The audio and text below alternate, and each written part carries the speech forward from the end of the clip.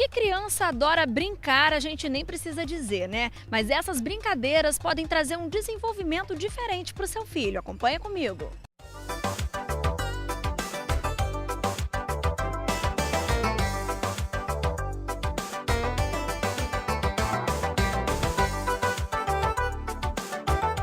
Você escolhe o colégio do seu filho e deixa que os profissionais façam todo o processo de aprendizagem. Bom, você pode estar errado, é claro, porque a família também precisa estar acompanhando todo esse processo de desenvolvimento. Tem algumas atividades, por exemplo, que podem ajudar nisso. Eu estou aqui com a Paula Azeredo, que é coordenadora geral aqui do Pequeno Polegar. Paula, tem algumas atividades que poderiam desenvolver muito mais, né? Existem atividades básicas que as famílias podem estar desenvolvendo em casa que auxiliam no processo de desenvolvimento cognitivo da criança. Então, geralmente, o aprendizado acontece através do corpo. Então, a criança, quando começa a andar, começa a falar, ela começa a desenvolver também a escrita, a oralidade, a leitura. Então, tudo perpassa pelo desenvolvimento corporal da criança. Por isso, a importância da disciplina de psicomotricidade na educação infantil. Então, hoje, no Pequeno Polegar, na rotina semanal das crianças, a gente tem vários momentos de motricidade, todas as estimulações das aulas de linguagem oral escrita, linguagem matemática, a gente também trabalha o corpo.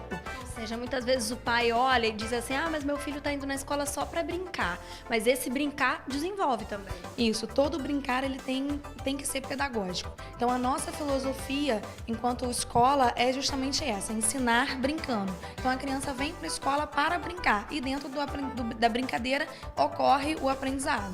Vamos dar alguns exemplos pra gente do que poderia ser feito, que a criança poderia começar mesmo a se desenvolver mais em casa, nas brincadeiras? A simples brincadeira de ir pro parquinho e pegar pedrinha, folhinha no chão, desenvolve um movimento de pinça, que é essencial para a criança desenvolver a escrita com segurança.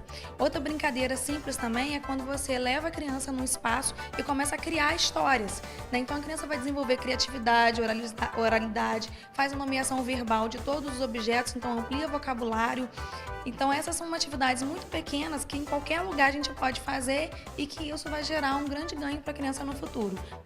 É interessante também, por exemplo, que a gente vê alguns adultos que têm dificuldade de fazer algumas coisas, como, por exemplo, recortar, né, uma folha. Isso é uma habilidade, é uma coisa que é aprendida desde novinha, né? Se ela não é estimulada, fica para sempre sem aprender. Isso, todo ser humano ele está predisposto a aprender tudo que ele for estimulado. Então a criança ela tem que ser muito estimulada desde o berçário.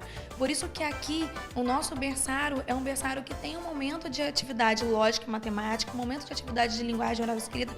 Por quê? O exemplo que você deu de recortar, antes de pegar na tesoura, a criança precisa rasgar, embolar o papelzinho, tá colando, tá pegando a pecinha de um brinquedo e colocando no outro, encaixando a pecinha no brinquedo e depois disso ela vai ter a firmeza de segurar na tesoura e cortar em linha reta. São muitas as fases que não podem ser puladas, né?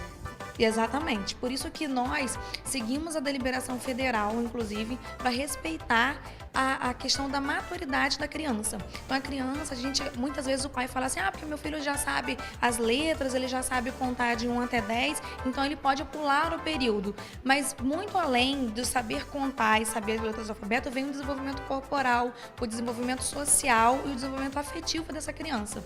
Então por isso que a gente não pode queimar etapas. A educação infantil é o alicerce do futuro. Então se eu não faço uma boa educação infantil, eu não vou ter um futuro promissor. Às vezes a criança pode até deixar mesmo de aprender, porque essa é uma fase de muita curiosidade, né?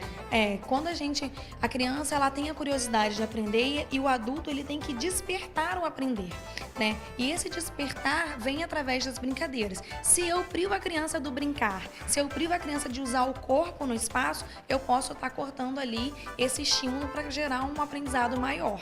Com certeza, Paula, muito obrigada, quero te agradecer. Então, pais, a educação também passa por vocês, né? Não só a escola, como também a família é responsável pelos seus pequenos. Cuide deles.